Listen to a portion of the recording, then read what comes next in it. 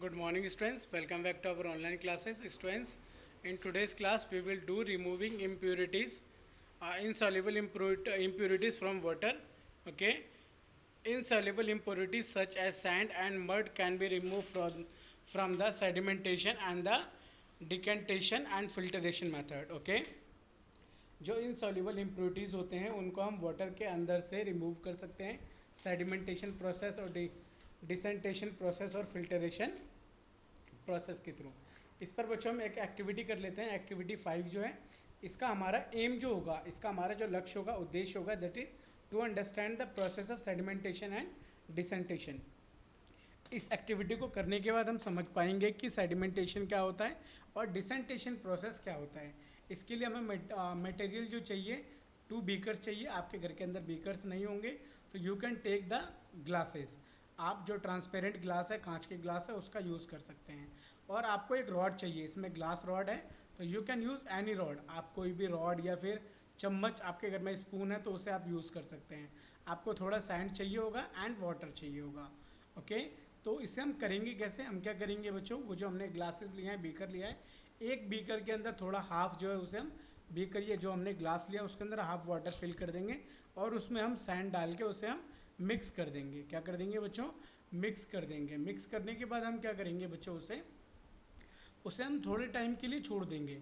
थोड़े टाइम के लिए जब हम उसे छोड़ेंगे तो हम देखेंगे कि वो जो सैंड के पार्टिकल्स हैं that can be settle down. वो जो सैंड के पार्टिकल्स हैं वो क्या हुए होंगे, वो नीचे बैठ गए होंगे और जो वाटर है वो ऊपर रह गया होगा। ओके, इट मीन्स जो सैंड है that is insoluble in water. जो सैंड है वो वाटर के अंदर सॉल्युबल, मतलब वो मिक्स नहीं हो सकता, दैट इज़ इनसॉल्युबल। ओके, तो इसे हम कहते हैं सेडिमेंटेशन। सेडिमेंटेशन में जो भी इनसॉल्युबल सब्सटेंस होता है वो नीचे सेटल डाउन हो जाता है। ओके, और उसके बाद हम क्या करेंगे बच्चों? डिसेंटेशन। जो वाटर होगा, वाटर को हम विदाउट, उस ग्लास को हम ज़्यादा विदाउट ज़्यादा शेक उसे हम क्या करेंगे, दूसरे ग्लास के अंदर, जैसे कि आपको इमेज में दिख भी रहा है, उसे हम दूसरे ग्लास में जो वाटर है उसे हम क्या कर लेंगे बच्चों? रिमूव कर लेंगे। Okay, understood. तो सेडिमेंटेशन के एग्जांपल्स हम अपने डेली लाइफ में बहुत सारे देखते हैं। जैसे कि हमारी मदर किचन के अंदर खाना बनाती हैं तो वो क्या करते हैं, जैसे कि वो भी बहुत सारी चीज़ों को वॉश करती हैं तो वो इंसॉल्युबल इम्प्योरिटीज़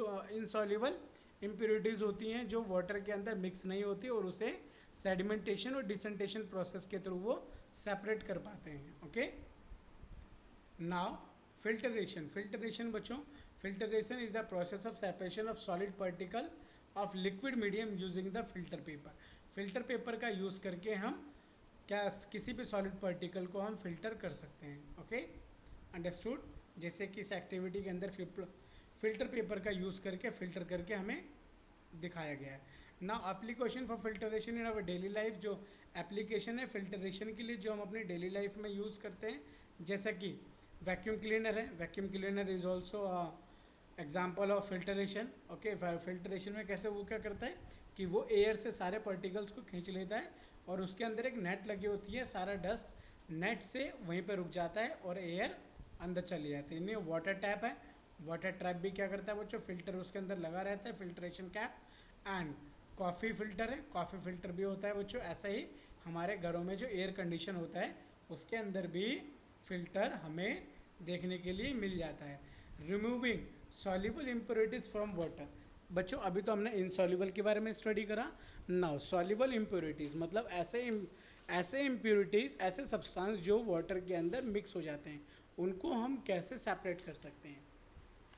ओके, तो उनके कुछ, जैसे कि हम एवोपरेशन प्रोसेस का यूज़ करके, डिस्टिलेशन प्रोसेस का यूज़ करके, मेथड का यूज़ करके सॉल्युबल इम्प्योरिटीज़ को हम अलग अलग कर सकते हैं। Okay, understood. जैसे बच्चों एवोपरेशन प्रोसेस क्या होता है, मैं आपको एवोपरेशन प्रोसेस बता देता हूँ। जैसे बच्चों आपने सैंड अपने घर में सॉल्ट तो देखा होगा। जो सॉल्ट होता है कहाँ से मिलता है बच्चों? हमें ये मिलता है सी वाटर से।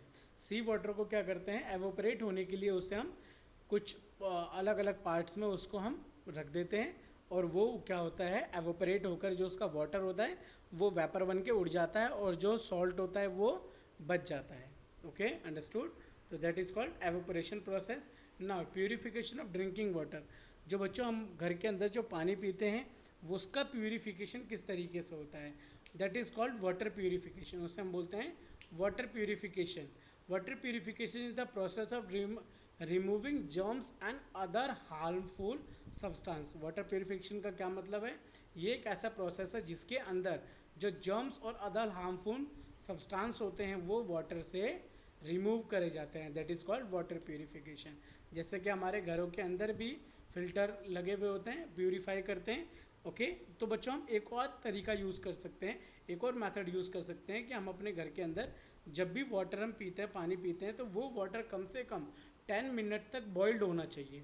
तो उसके अंदर जितने भी जर्म्स और इम्प्यूरिटीज़ होंगी वो ऑटोमेटिकली मर जाएंगी. Okay, understood. तो हम इस तरीके से, और सेडिमेंटेशन, एरेशन, फिल्ट्रेशन, क्लोरिनेशन का प्रोसेस यूज़ करके भी हम वाटर को प्यूरिफाई कर सकते हैं. प्यूरिफिकेशन ऑफ वाटर, यहाँ पर एक पूरा डायग्राम दिया हुआ है किस तरीके से प्यूरिफिकेशन ऑफ वाटर होता है. Okay, understood. So this is the last topic of our this chapter. In our next class we will do book exercise and then after we will do question answers. Thank you for watching this video.